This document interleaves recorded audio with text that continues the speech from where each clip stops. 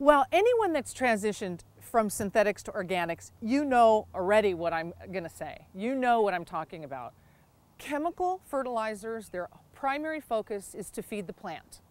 And you might say, well, yeah, if I'm using a fertilizer, my goal is to feed a plant. But chemical fertilizers with high NPK numbers, those are just primary nutrients. That's what a plant uses the largest quantity of. But then, of course, we have secondary nutrients, calcium, magnesium, sulfur, and all of our trace elements. And we need all of these for plant growth and development. But high NPK chemical fertilizers force plants to grow, create a plant with a very thin cell wall, and that is like an invitation for insects and diseases to come in and attack that plant. A thin cell wall means thin leaves, thin stems, thin flowers. When you look at organic fertilizers, sometimes people see that the NPK is maybe a 4-4-4, and they're used to seeing a 20-20-20 or a 16-16. And their first thought is, do I have to use 4 and 5 times the amount? No, it's a different system. It's about feeding the biology in the soil, feeding the soil food web. They secrete these enzymes that breaks the fertilizer down or the compost that we're adding into the soil, any kind of organic matter. Plant roots take the nutrients as they need them. It produces a plant with a very thick cell wall, thicker stems, thicker leaves, thicker flowers. We see the difference. If you would talk to a chemist would say, the plant doesn't know the difference between a synthetic and an organic.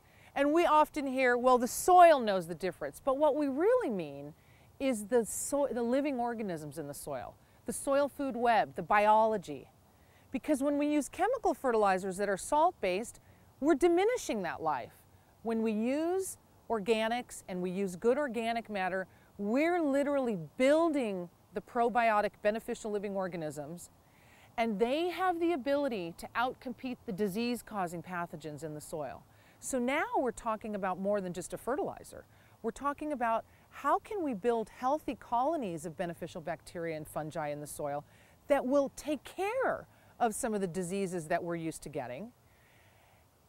And what you can see in plant growth and development is that the plant is thicker, it's sturdier, it has flowering, it's more compact, and there's flowering throughout the whole plant, versus the chemicals that gives you this sort of leggy growth.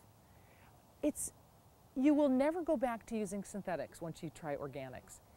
And so I think where I see that some people look at organics and say, you know, I struggle with organics in that it's the kill side of the business that we're a little more challenged on.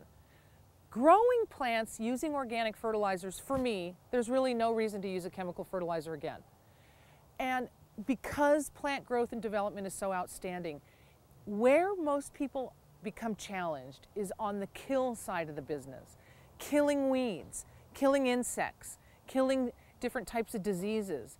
Because when people use essential oils or neem oil or clove oil or some of the oils that we use in some of our products, rosemary, you know, these materials, when you use essential oils, that goes back 5,000 years, that type of system.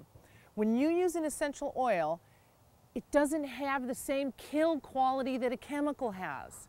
And so if it says you have to use it 10 to 14 days, you need to be more consistent in your application of those materials. The hope is with incorporating organic matter into the soil, mulching on top of the soil, using organic fertilizers, is we're really working towards creating balance within the soil and allowing Mother Nature to take care of the problems on her own.